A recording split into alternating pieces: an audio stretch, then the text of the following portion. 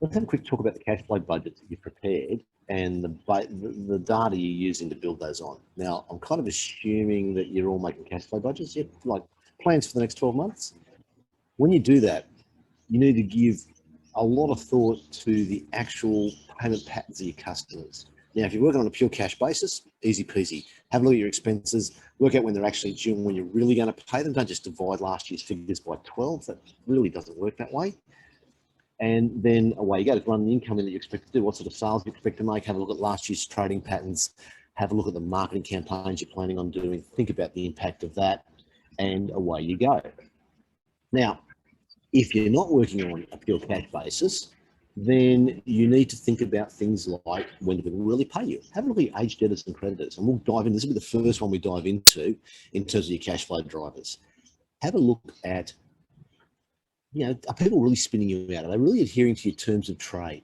Okay, because that's what it comes down to. Like, a deal's a deal. Are they sticking to the deal? And if not, why are they still customers? Is it really worth it? Right. But anyway, we'll use that as the basis. You're going to have that as your plan going forward, and let's have a look at what actually makes your cash flow work. What drives it? Now, there's 7 drivers in your cash flow. We're going to run through those. We're going to have a quick chat about your business, about what systems you have in place, and then a little bit of feedback, and away we go. All right. So, the drivers of your cash flow. 3 of them sit on your balance sheet. 4 of them are profit and loss items. I've actually split a couple of profit and loss items up because even though they're kind of the same, they're kind of not really the same. So we'll deal with them separately. With your balance sheet, okay, you can see it there. You've got accounts receivable, accounts payable, and your stock or your work in progress, right? The big 3 on your balance sheet that really drive the amount of cash that comes into your business and the amount of cash going out of your business. Okay. Now, accounts receivable. With each of these items, we're going to talk about how you measure the performance. What sort of monitoring system do you put in place? And how do you use that effectively? And what is it telling you? We're going to generate some numbers, going to have some data to make decisions with. Well, what does the data really mean? Okay. Now, with accounts receivable, it's a pretty simple formula to work out what your receivable days are, how effective you are in collecting your money. And that's simply you take your average accounts receivable, you divide it by the sales for the period in question, and then multiply it by the number of days in that period. Now, on the slide there, we're looking at annual, but you may well want to do that on a monthly or a quarterly basis. And here's the thing about all these numbers. On their own, they actually don't mean anything, really, in terms of being able to plan or work around stuff. So they're not that useful. However, when you get the trend, then you can see how the business is performing. Okay.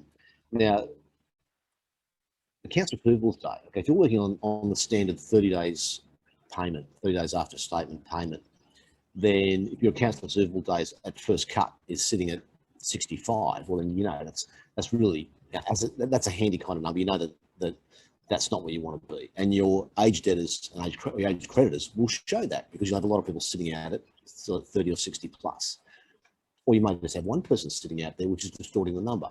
So the number's interesting, not necessarily definitive. But when you get the trend, that's where it counts. Okay, because what it will show you is, are people consistently doing that? Have you got a collection problem? Is it getting worse? Is it getting better? Right? Now, there's one thing on this slide here in front of you, right down the bottom. It says, you're not a bank, stop acting like one. And I tell you, I'm a passionate believer in that. Even when I owned a bank, I didn't behave like a bank. Right? You paid on time. You owed me money, you paid on time. That's the deal. And we pay our people on time because that's the deal. Your biggest customers are not necessarily your best customers if they're not paying you, if they're paying you late. Okay, you may have somebody who is 40% of your turnover, and instead of paying on 30 days, they pay on 90 days. Okay, what's your cost of funds? Okay, if you've got any sort of cash flow funding in place, like an overdraft, debtor finance, factoring, import funding, some sort of cash flow finance facility there, that'll be costing you money. It's not free. If you've got somebody who's paying you at 90 days, then for 60 days they're using you as a bank. So they're basically using your money. So you're using your cash flow funding to fund their business. Now, if your margins are pretty fine, that is in all likelihood a zero result for you. You're not making any money out of it. So sit down with those people who are paying you at about 60 days plus. Right? That's about the cutoff. Within 30 days, it's not going to be that big an impact. But when they're spinning you out for 60 or 90 days, have a look at how much money you actually make out of that customer. What's the real margin on that? And then look at your cost of funds. Okay, there's been several businesses in the past where we've sat down with them and we've gone through their numbers and said, this customer here, you're actually making nothing out of them. Now, these are big volume, low margin deals where things are tight. And if they're paying you short, which they are, like 90 days, that's not good. They're paying you like that. We said, it's just not on. When you actually work the numbers out, you're actually making no money out of it at all. You're really just bringing that money in 60 days later to help pay wages. If we can cut that customer completely, put them on COD now until they've got their account in order, and replace that customer with, say, 3 smaller ones that are less volume, but they pay on time, the business is actually better off. You're actually making money and your cash flow is better because it's coming in earlier. You're not waiting 90 days for big licks of cash. Right?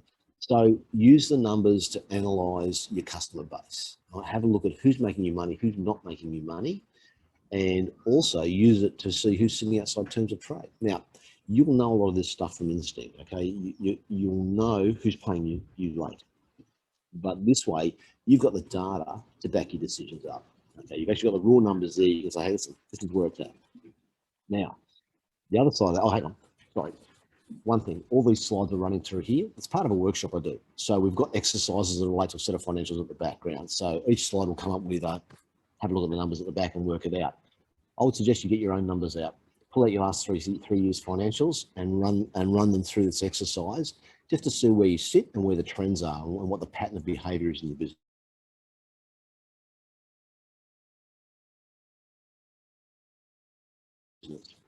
Now, the other side of the equation is accounts payable, people you owe money to. All right. Now, hopefully, then on the phone, the way you work out your payment pattern there is exactly the same as accounts receivable. It's your average accounts payable divided by your purchases multiplied by the time frame in question. Right? And again, the number you get straight up, you'll know where you sit. You've got an idea if you're paying early, if you're paying late. Give you a tip, okay? Don't pay late. Okay, unless you're getting a significant discount, which some people do give for early payment, don't do it. It's not worth it to you. Right? Unless you can get payment, unless you can get some money off, there is a pressing need for it, don't pay early. Have a look at the trend and just see if you're sliding into the habit of getting inside that 30 days or your normal terms of trade. Because again, you're not a bank, so stop funding your suppliers. You don't have to. Right? That's their problem, not yours. Don't take it on board. Right? Now, the other thing is if you start paying too late, you can run into supply issues. Okay, so and again, it's not rocket surgery. We all know that you start paying people late, they'll stop delivering to you. Or you go into COD, which does hurt your cash flow. So use the numbers as a bit of a litmus test to see exactly how well you're trading within terms and how far you can push it to maximize your cash flow. And that's the whole point of today's chat, is going through strategies that maximize the amount of cash you got in your business so you can do more stuff. So you can then bring in more cash so you can do more stuff, so you make more money and you win. And that's the whole point of the exercise. Okay. Now, stock and work in progress. I'm going to spend a couple of minutes on this because this is a sneaky one. Now, the ratio, the formula is there in front of you to work out how many days it takes you to turn your stock over. Again, it's the same as the others. Average stock, cost of sales, multiplied by the time frame in question in days. Now, that number, there is no benchmark for that number. It is different for every business. So work it out, work out the trend, and have a look at how long stock's sitting on your shelf. We'll get to work in progress in a second. We'll just deal with stock first. Now, the trap with stock, okay, we all know it's money sitting on the shelves. It's an investment, okay? We know that. You need it there to make money. The trap is when you get stock that's been there for too long and becomes obsolete. Now, this is a little anecdote from back in the day. When a few years ago, before I went to uni, I actually worked in a spare parts shop, and we had a place we called the mortuary, which was down on a mezzanine level above the workshop, and that's where all our dead stock was, just sitting there. Stuff from cars that weren't made anymore, parts that weren't made anymore, obsolete stuff, things we bought too many of that we didn't need. And I just sat down there, and there was something like 10 grand tied up on that shelf, which back in the day was a ton of money. Right? That was serious coin. So every time we got a chance to sell something off, man, it was gone, and it was gone on a good margin because it was money we needed to get back into the business. All right, it's a trap. And we spent as much time letting people in the industry know what we had sitting up there as we did telling them about all the really new cool stuff we had coming in. Okay, it's just one of those things that you don't want to get caught up in. So when you're looking at turnover days, don't forget to match that up to the age of your stock. All right. One thing about stock levels is the trend will show you if they're running up or down in relation to your sales. And those numbers are not necessarily a good number or a bad number, but you could be running your stock down relative to sales because you're running on higher margins. It could be that you just had a big run out of a lot of obsolete stuff, or you had a one-off purchase for a project that you were supplying to. So when you're looking at the numbers, remember to look at them in the context of when the number was generated. The thing to watch out for, though, is if your sales are growing and your stock levels aren't, and you run the risk of running into a short supply issue where somebody comes in for an order and suddenly you can't supply because you've got nothing on the shelf and you can't get it out of the manufacturer. So use these numbers as a way of backing up your gut instinct. So when you're deciding on stock levels and you're looking at turnover and you're thinking about what's coming down the track at you, you've got some data to back up what you think you really should do. All right. Now, I'll talk a lot tomorrow, if you tune into tomorrow's webinar, sorry, Friday's webinar, about the emotion in business and how important it is. And it is. If you've got no emotion in business, you're out the door. It just won't work. But at the end of the day, the numbers are the numbers. When you're making decisions, you need to make them with the data to back them up. Okay, that's what today's all about getting the numbers to back up your instinct when you want to do something in business. Now, it's a measurement of efficiency, stock control. Okay, but now let's talk about work in progress. Okay, work in progress. Two aspects: manufacturing businesses and service businesses. If you're a manufacturer, I'm sure you're including your production hours, labour, power, all those inputs into the order to delivery phase of your business. Now, if you can streamline that a little bit, and this is where this number will show where some inefficiency may be creeping in. You may be getting people spending a little bit too much time producing stuff. You may have a little bit too much waste. So you're not actually being very efficient in the way you're manufacturing. This will help show up that, and it'll highlight it pretty quickly. So you can actually get back focus. And again, you're going to improve your cash flow because you've got less money going into each product as it goes out the door, which means there's more money staying behind with you so you can do more stuff, so you can make more money so you can do more stuff, which is the point of the game.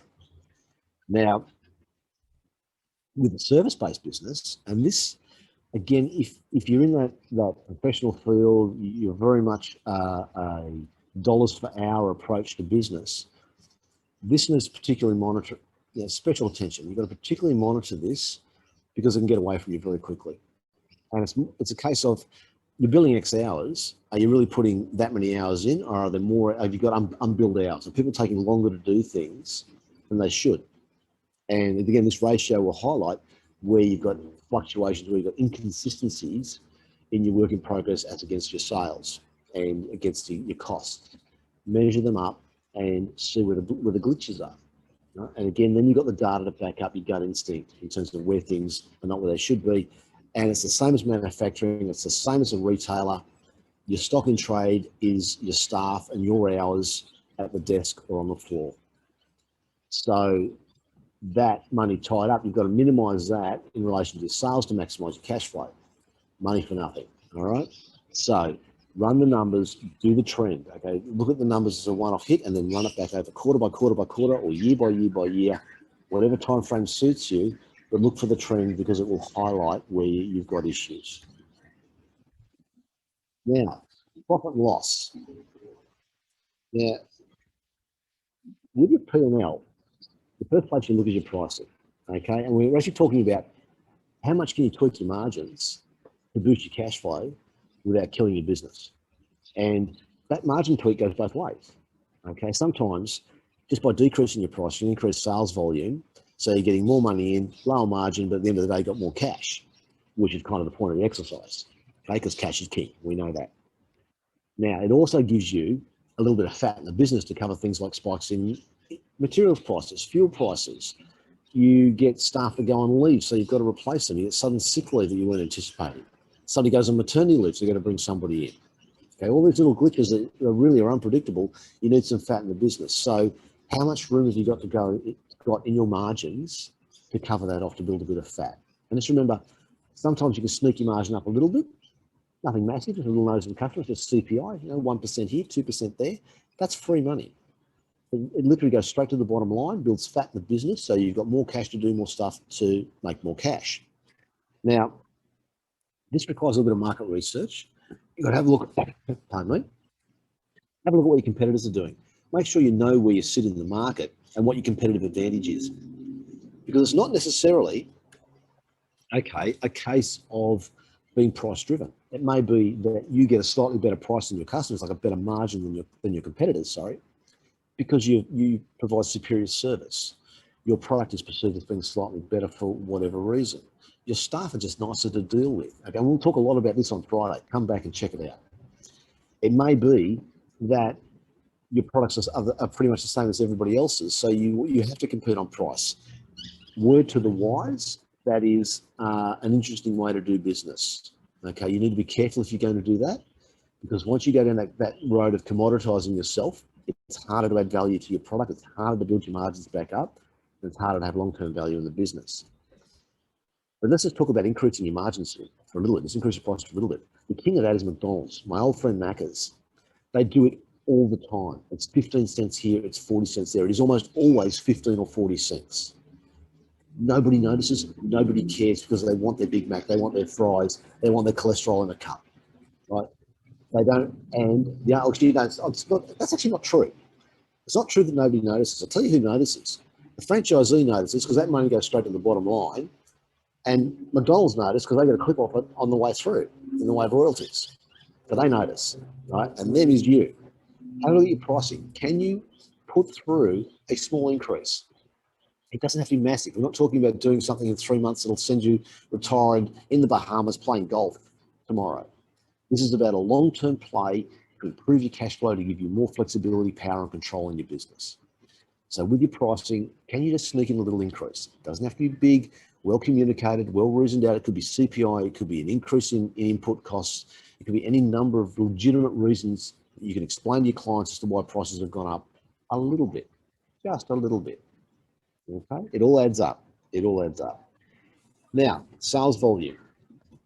Again, another area where, you know, you think that simply by selling more, you're going to bring in more cash. Well, yes and no, because sales costs, right? There's a price you have to pay to make more sales. So that cash outlay, just before you go on that massive marketing campaign to boost sales, refer back to your cash flow. You remember the cash flow we talked about right at the start? Refer back to that and just have a look at how you're going to fund that increase in turnover, if and when it comes on stream. Particularly if you've got people who are paying you 30, 60, 90 days, you've got to fund a lot of growth. There's a lot of expense to get the stuff out the door before you get paid. So, and the other trap is overtrading, right? Where you simply can't fund it, right? Now, I had one client, I can recall quite distinctly, who went broke because they overtraded, and they were a big builder. They took on one contract too many. And this contract they took on was with a government, a council. The council was very slow paying, and then they refused to pay.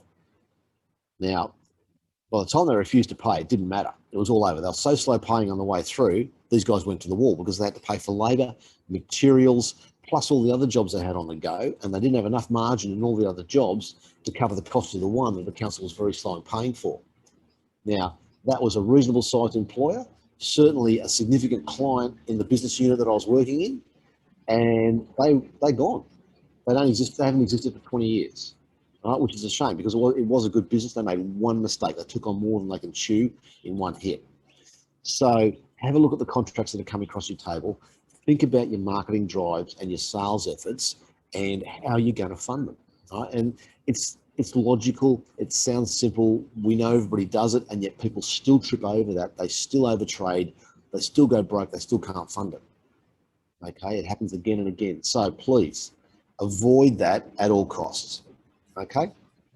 Now, just on that slide there you've got in front of you, I've basically just ran through what we've talked about. Okay, you know what it's going to cost you to produce more.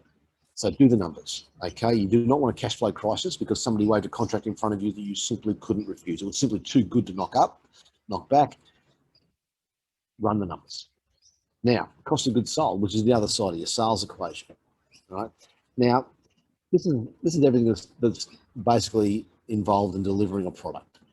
Okay, and by that I mean the production of or getting it out. It's not your fixed costs, your occupancy costs. It's none of that. It's simply going from order to delivery, the costs associated with that. Now, these are direct or variable costs because they should vary in line with your sales because they are directly tied to the sale. Now, the way to boost your cash flow through cost of goods sold is by buying in bulk, okay, getting discounts on what you do. And that can be anything from, if you're a manufacturing business, from your raw materials. Okay, have you got the room in your cash flow to get in 3 months supply instead of 2 months supply and get a discount? And if you're getting a discount, does that pay for the cost of holding the extra material?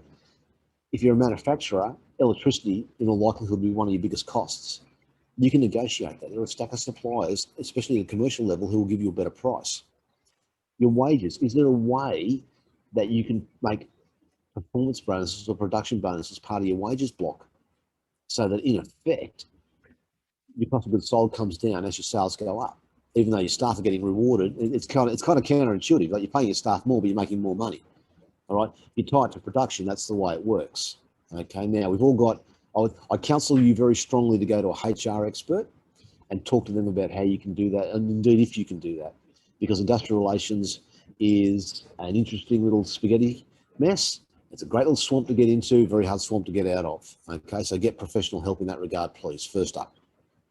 Now, if you're not a manufacturer, if you're something like a service provider, then have a look at your job management.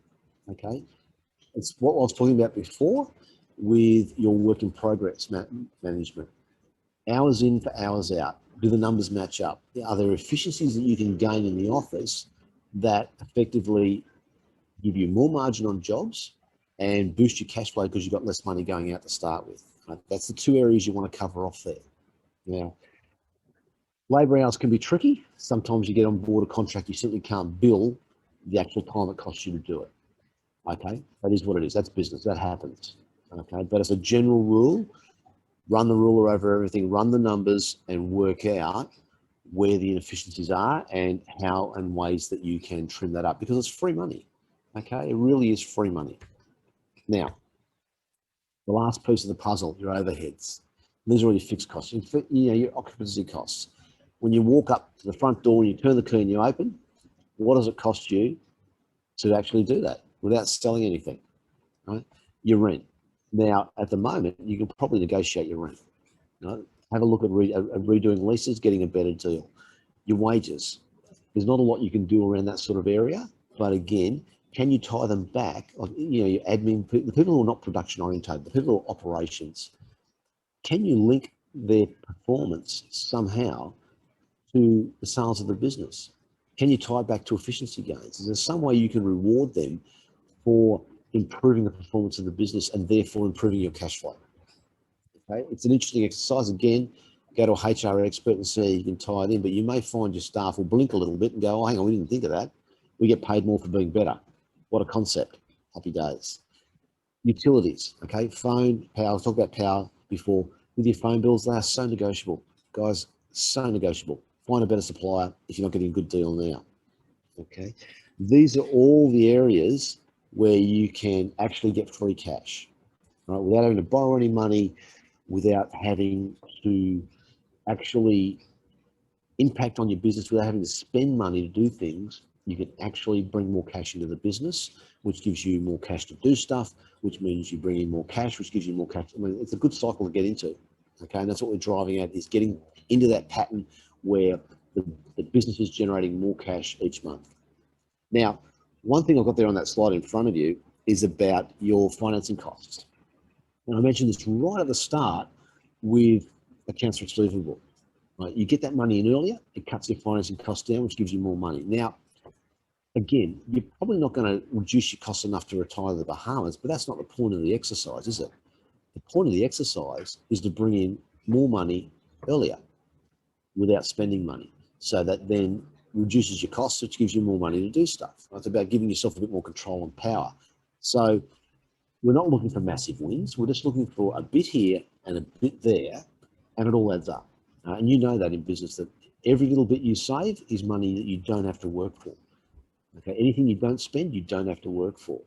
An increase in turnover that you get through a very simple price increase is money you don't have to work for, right? Free cash, which then enables you to maybe run the big marketing campaign, and you've got the cash flow then to support it in terms of your cost of goods sold. Okay, it's an intricate machine, and when you start improving little bits here and little bits there, that gives you the freedom and the power to improve bits elsewhere, which then give you a much smoother running business, more cash, you can do more stuff, happy days. Now, just sitting here for a second, where are we? Okay, we're rolling along nicely. Now, with your current results, if you're just starting a business now, I strongly suggest you do three things. One is you pull your business plan out. If you haven't got one, get one. My contact details are on the last slide. Give me a call, we'll work one out. Apart from that, there are a ton of people in the ASBAS who will help you write business plans. That will incorporate point number 2, which is your cash flow. If you haven't done one, and I don't care where you are in business, what stage you're in, if you haven't done one, you need to seriously consider mapping out where you're going to be for the next 12 months. You need that plan to work towards, because it's no longer a case of where you can still just do the same old month in, month out. Business doesn't work like that anymore. And the third thing is, run your numbers through the ratios that we went through there. Run them through the formulas and have a look at how you've been traveling over time, and think about what were the circumstances at the time that these numbers were generated. Are they simply the result of a fluctuation in business, or is it something that we did in the business that we could have done better? And if that's the case, happy days. You can fix that. That's something you can look at and tweak and change. If it's something external, then you just sit back and go, okay, so there was an external impact. We can't control that. How could we have dealt with that better? Okay, could we have used that to our advantage? Right? What impact might that have had on our competitors? Was there a way there that we could grab more market share by bouncing off the back of that impact? Okay, they're all things that involve you sitting back, take a step back and a step up, and just look over the business and just pop your head off the tools for a second. Right? I'll talk a lot about that tomorrow, about that helicopter view, which is a phrase I hate, but really get back out of the business and start working on the business. Have a look at what's really happening, get the data that will explain what you feel and what you know in your gut is really going on, and then put the two together, and you're going to see some significant improvement. Right, now, if you haven't got systems for that, okay, there's my contact details. Send me an email, give me a call, okay? I do respond to all those, no worries with that. And we'll go through setting up some structures and systems that will provide this data to you on a regular basis without too much work at all, which is the whole point of the exercise, is to make it simple, make it accessible, and to make sense. Okay, and then we'll look at how that's influencing your business and come up with strategies to maximize the impact of what we can do to improve those numbers. Because at the end of the day, it's all about generating free cash for you. It's not about borrowing money. It's not about spending big bucks on marketing campaigns or sacking half your staff. It's nothing like that. It's about little tweaks, something here, something there. Find the parts in the business where there's a blockage, or where you're doing really well, and run off the back of that to do even better. Okay, identify what's really going on, and then maximize that, so that you're maximizing your cash flow, so you make more money, so you can do more stuff, so you got more money to do more stuff, which is the whole point of the exercise. Okay, thank you for your time. Really appreciate it. Hope you got something out of it. Hope to see you also on Friday. We'll go through customer retention and building client advocates and repeat business, which is the cheapest source of sales you will ever find. Nothing beats it. And not only is it the cheapest source of sales, they buy more. How good's that? All right, we'll talk about that on Friday. I look forward to seeing you there. Thanks for your time, and we'll chat later.